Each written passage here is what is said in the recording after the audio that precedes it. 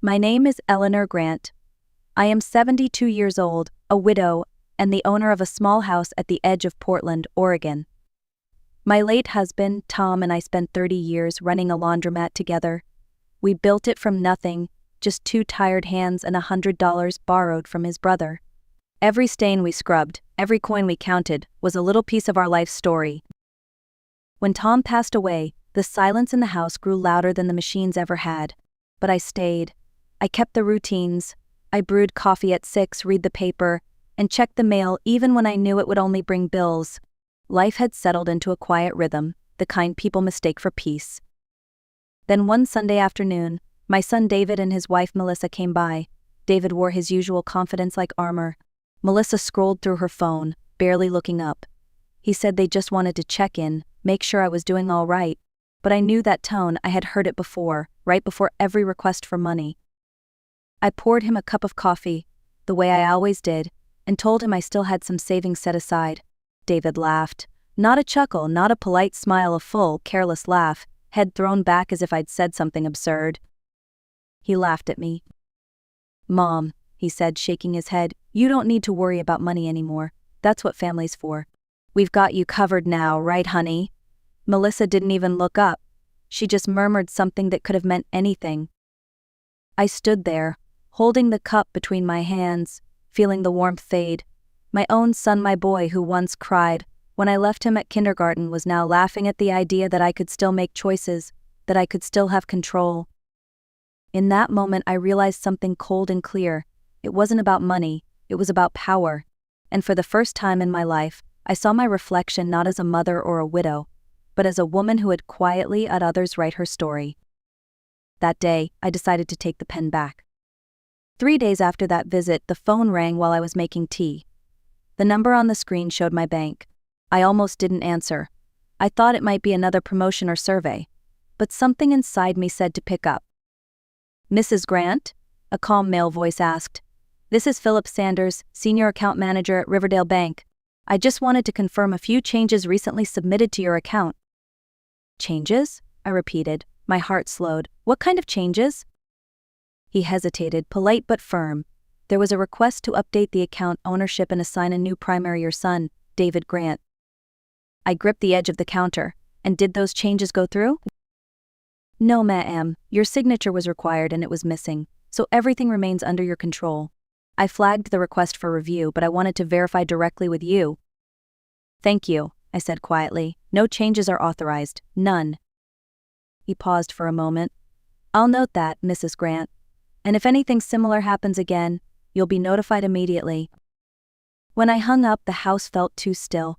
I set the teacup down, untouched. I could hear the faint hum of the refrigerator, the ticking of the clock, my own breathing steady but heavy. David had gone that far. My own son, trying to take control behind my back. He hadn't asked because he assumed I wouldn't understand, or worse, that I wouldn't notice.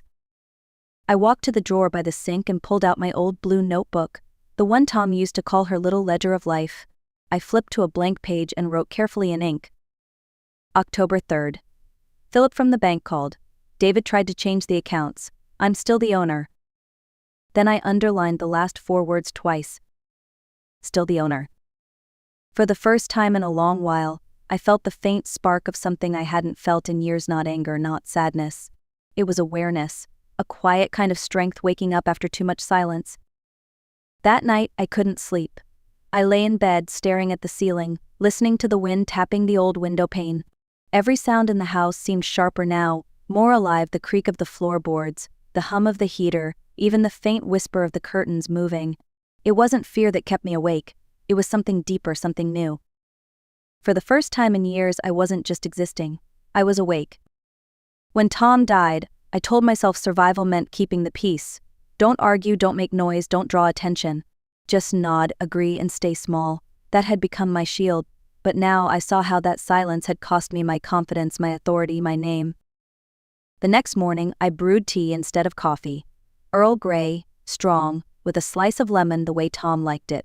I sat at the kitchen table with my notebook open beside me. The page from last night stared back at me, simple and clear. I'm still the owner. Those 4 words were small, but they held power. They were proof that I still had a say in my own life. I wasn't invisible, not yet. I began to make a list, not of groceries or bills, but of things I had allowed others to control, decisions about money, holidays, repairs, even where I spent Thanksgiving. My son called it help. I now saw it for what it was, quiet control dressed as concern. By the time the morning light spilled across the table, I'd filled half the page. I took a deep breath and smiled to myself. I didn't know exactly what I would do next, but I knew I would not sit back and let someone else decide it for me. My silence had once been love. Now it would become strategy. 2 days later, I drove to the bank. The morning air was cold and clean, and the streets were still damp from rain. I parked across the street and watched people move in and out of the building, young couples, office workers, a mother pushing a stroller. Everyone looked like they had somewhere important to be. I wondered when I'd stopped feeling that way. Inside, the bank smelled faintly of paper and polished wood. At the front desk, a young teller looked up, her smile practiced. Before I could say anything, a man stepped forward. "Mrs. Grant," he asked, extending a hand. "Philip Sanders, we spoke on the phone." He was younger than I expected, maybe in his 30s, with kind eyes and a tie slightly loosened. The kind of person who tried to make formality feel human. I shook his hand and followed him into a small glass office at the back. A fern sat in the corner, half alive. He gestured for me to sit. "I reviewed your account this morning," he said, tapping his keyboard. "You've been with us a long time, 38 years to be exact." "Consistency," I said softly, "is underrated." He smiled faintly, then his tone turned professional again. "The forms your son submitted weren't minor updates. He requested full authority, power of attorney, card access, control of the trust." I didn't flinch. I'd already guessed as much. Still, hearing it aloud made something in my chest settle hard and cold. "He assumed I wouldn't notice," I said quietly. Philip nodded. "We declined the request, of course. Your signature is still required, and all accounts remain under your sole control." I exhaled slowly. "Good, then I'd like to make a few changes myself." He opened a drawer and pulled out a folder. "We can update beneficiaries, remove secondary access, and set stronger authorizations." I handed him a folded piece of paper I'd prepared. "These are the accounts I want locked. No joint holders, no linked cards, no exceptions." He read it, then looked up with a small nod. "Understood." "And the family trust?" I asked. He checked his screen. "It's inactive, but your son and his children are listed as future beneficiaries." "Remove it," I said, "completely." He hesitated only for a second. "You're sure?" I met his eyes. "I'm done being managed." He smiled, not pity, not surprise, but respect. "Let's take care of it." The house felt different after that day at the bank. Not louder, not warmer, just mine again. I moved slower, deliberately, noticing details I'd ignored for years. The small crack in the window pane, the faint scent of lavender from the curtains, the way the afternoon sun pooled on the table like honey. Peace, I realized, doesn't always mean comfort. Sometimes it means clarity. 2 evenings later, the doorbell rang. Through the window, I saw Melissa standing on the porch. She wore dark glasses and an oversized coat, as if she didn't want to be recognized. When I opened the door, she gave me a tight smile that didn't reach her eyes. "Hi, Eleanor," she said, using my first name for the first time in years. "Do you have a minute?" I didn't invite her in. I simply stepped aside. She entered carefully, scanning the room as if the walls might talk. "I know this is awkward," she began, setting her purse on the table. "David's been stressed lately, business stuff, the new company. He's just trying to plan for the future. You know how it is." I turned on the kettle without answering. "You always said you wanted to help us build something lasting," she continued, her tone soft, measured. "That's what this is about, legacy."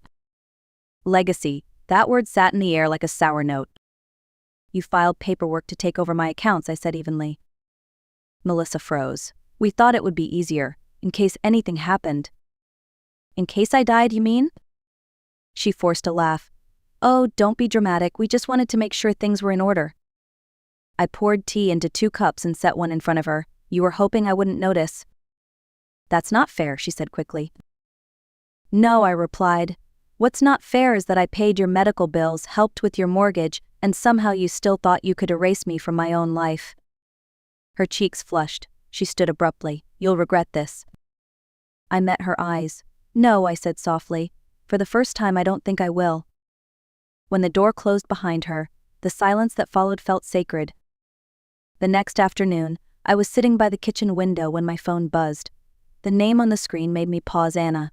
My granddaughter rarely called. At 17, she lived in her own fast world of friends, classes, and endless scrolling. "Hi, Grandma," she said, her voice light but a little forced. "Just checking in. How are you?" "I'm fine, sweetheart. What a nice surprise. Is everything all right?" A pause. "Yeah, I just thought maybe I could stop by later." I smiled to myself. "Of course. Come whenever you like." When she arrived, she brought that restless energy teenagers carry, the mix of nerves and curiosity. She hugged me tighter than usual. I didn't ask why. I just baked cookies and poured milk, letting the kitchen fill with the smell of butter and sugar. We talked about school, her art class, and how she wanted to apply to colleges out of state. Then, her expression shifted. "Dad's been acting weird," she said quietly. "He's upset about something with the bank." I stirred my tea. "He tried to take control of my accounts," I said simply. Her eyes widened. "Seriously?" I nodded. "He forgot that I know how to read fine print." Anna's face fell. "I didn't know. I swear, Grandma. I just thought you liked helping them." "I did," I said softly, "until it stopped being help and started being expected." She looked down at her hands. "Dad says you're being unreasonable." "I'm being clear," I replied. "There's a difference." For a long moment, neither of us spoke. Then I stood and walked to the cabinet. From the top shelf, I took out a small folder and placed it on the table in front of her. On the cover, her name was neatly written, Anna Grant Education Trust. She stared at it, speechless. "I don't understand," she whispered. "You will," I said gently. "One day." Tears welled in her eyes as she reached for my hand. "Thank you." I smiled. "No, Anna.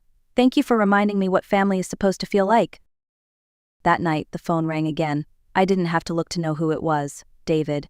I let it ring twice before picking up. "Mom," he said, his voice sharp, breathless, already defensive. "What the hell is going on?" "I just talked to the bank. They said you revoked my access. You froze the trust." "You?" "Yes," I said calmly. "That's right." He paused, the silence thick with disbelief. "You can't just do that without talking to me first. We had a system, Mom. This affects all of us." "I'm aware."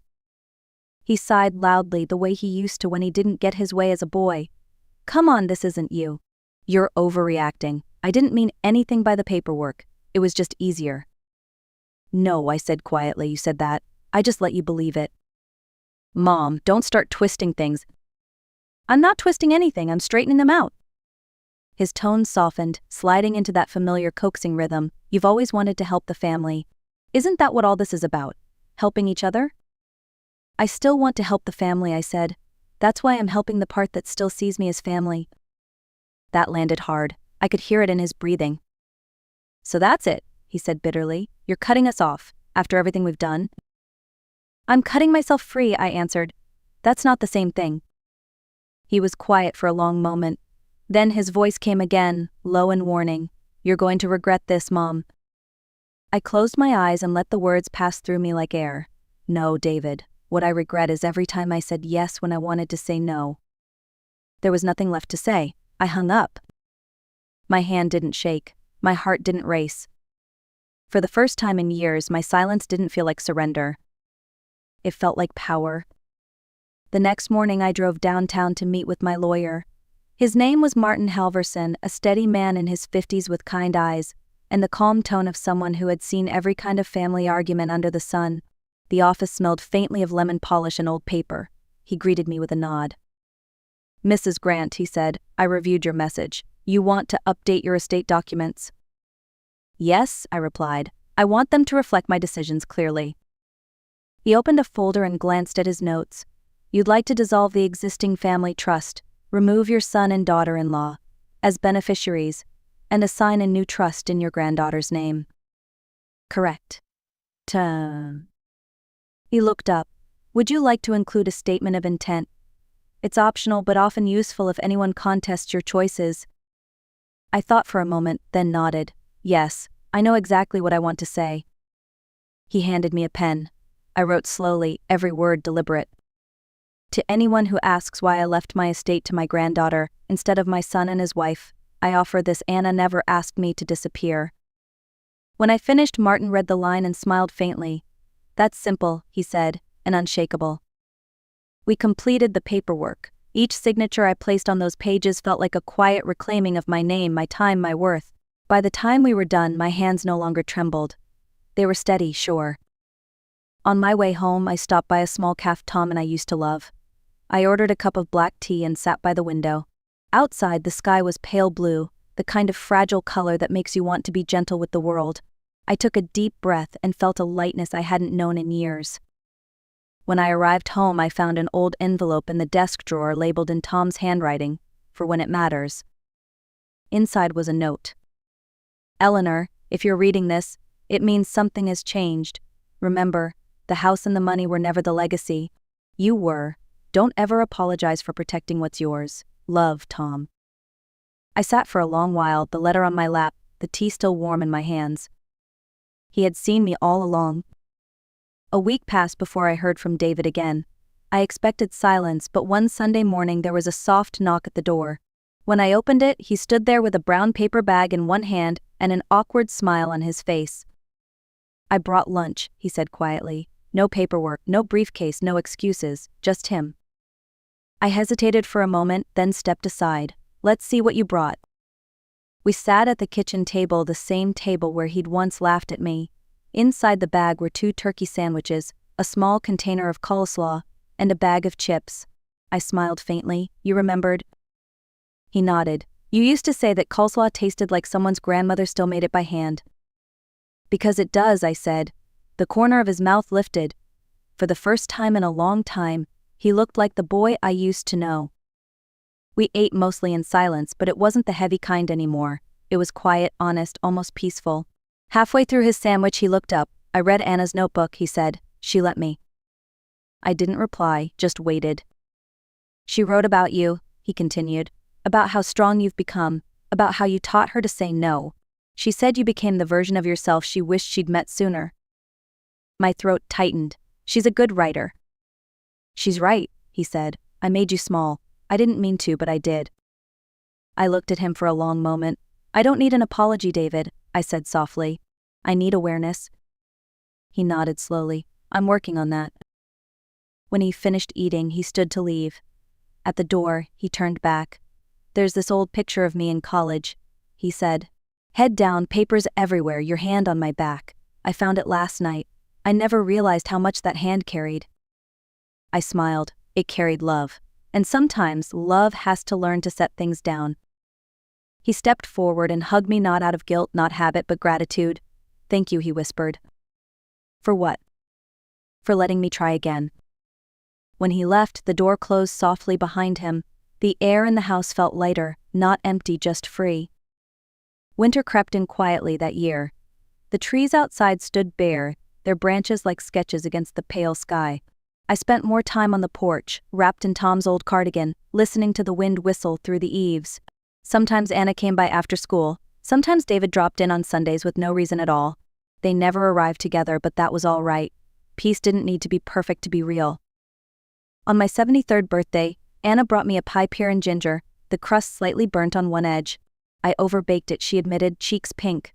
I smiled. That's how you know it's made with love. Later, David arrived with an envelope. No speeches, no pretense. Inside was a simple card with one line written in his handwriting. Thank you for teaching me what you never owed me.